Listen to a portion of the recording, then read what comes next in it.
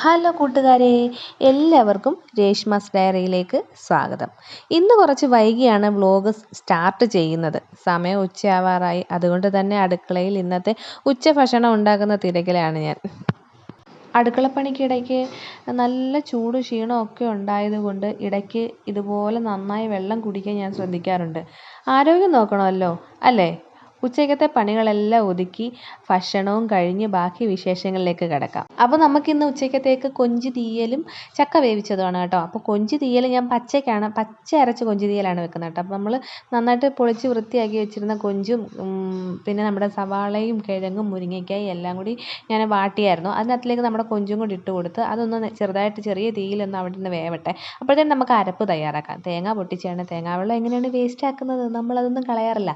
അപ്പോൾ അത് കുടിച്ചു. പിന്നെ നമുക്ക് തേങ്ങ തിരുമ്മി അരപ്പും ചേർത്ത് വെച്ച് കഴിഞ്ഞാൽ നമ്മുടെ കൊഞ്ച് കറി സെറ്റാവും. നമ്മൾ അരപ്പിന് വേണ്ടി എടുക്കുന്നതെന്ന് പറഞ്ഞാൽ മുളക് പൊടി, മല്ലിപ്പൊടി, മഞ്ഞൾപ്പൊടി, ഉലുവാപ്പൊടി ഇത്രയും ചേർത്ത് അരച്ചെടുക്കുക. പച്ചയ്ക്ക് അരച്ചെടുക്കുക. ആവശ്യത്തിന് വെള്ളം വെച്ച് തിളപ്പിക്കുക. നന്നായിട്ട് വറ്റി വരുമ്പോൾ കറിവേപ്പില ഇടുക. പിന്നെ ആണെങ്കിൽ ഇതാ ഒരു തേങ്ങ പൊട്ടിച്ചപ്പോൾ അത് ഞാനങ്ങ് തിരുമ്മി വെച്ചു കേട്ടോ. കാരണം എനിക്ക് തേങ്ങ തിരുമ്മുന്നത് ഭയങ്കര മടിയുള്ള കാര്യമാണ്.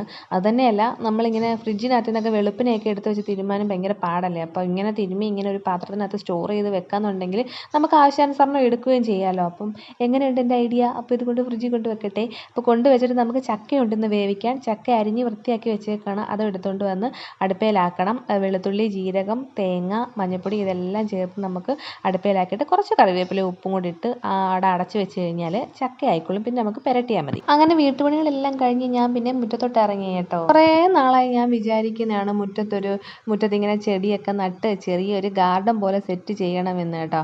അതിനായിട്ട് മണ്ണൊക്കെ ഒന്ന് ഒരുക്കി എല്ലാം ഇങ്ങനെ സെറ്റാക്കി വെക്കുകയാണ് കേട്ടോ. ഞാൻ എവിടെ പോയാലും എൻ്റെ കൂടെ നിഴൽ പോലെ നിൽക്കുന്ന ആൾ എൻ്റെ കൂടെ ഉണ്ട് കേട്ടോ. ഞാൻ മണ്ണ് തുരക്കുമ്പോൾ പുള്ളിക്കാരി എല്ലാം അരികിലിരുന്ന് എല്ലാം കൃത്യമായിട്ട് നിരീക്ഷിക്കുന്നുണ്ട്. ശരിക്കും എൻ്റെ പണിക്കുണ്ടല്ലോ ഒരു കൂട്ടാണ് ഇവള്.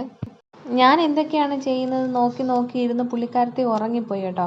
അങ്ങനെ പിന്നെ അവിടുന്ന് അപ്പുറത്ത് മാറി ഇരിപ്പുണ്ട് ആൾ. ഞാൻ എന്തൊക്കെ ചെയ്യുന്നുണ്ടെന്ന് നോക്കാനും കാണാനും ഒക്കെ ആയിട്ട് ദൂരെ മാറി ഇരിപ്പുണ്ട്. ഞാനിങ്ങനെ ഒരു സൈഡിൽ മാത്രമല്ല 2 സൈഡിലും ഇങ്ങനെ കട്ടയൊക്കെ പാവാനായിട്ട് ഇങ്ങനെ ഇരുന്നതാണ്. അപ്പോൾ ഞാൻ കരുതിയെന്നാൽ അപ്പുറത്തെ സൈഡിലും കൂടെ കുറച്ച് മണ്ണൊക്കെ ഇളക്കിയിട്ടിട്ട് ഇവിടെ കട്ട പാവാമെന്ന്.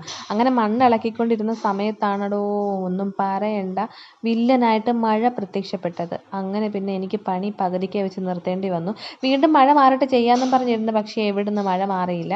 അപ്പോൾ ഞാൻ അടുത്ത ദിവസത്തേക്ക് മാറ്റി വെച്ചിട്ടുണ്ട്. അപ്പോൾ എന്തായാലും ഞാൻ അടുത്ത വീഡിയോക്കകത്ത് എൻ്റെ ഗാർഡൻ സെറ്റ് ചെയ്ത് ഞാൻ നിങ്ങളെ കാണിക്കാം കേട്ടോ. പിന്നെ രാത്രി ആയപ്പോഴാണ് ഞാൻ ഓർത്തത് പാർത്തമ്മോൻ്റെ പുസ്തകങ്ങളൊന്നും പൊതിഞ്ഞിട്ടില്ല. പിന്നെ അതൊക്കെ പൊതിഞ്ഞു. പഴയകാല ഓർമ്മകളൊക്കെ പൊടിതട്ടിയെടുക്കുന്ന പരിപാടിയാണല്ലോ ഇത്.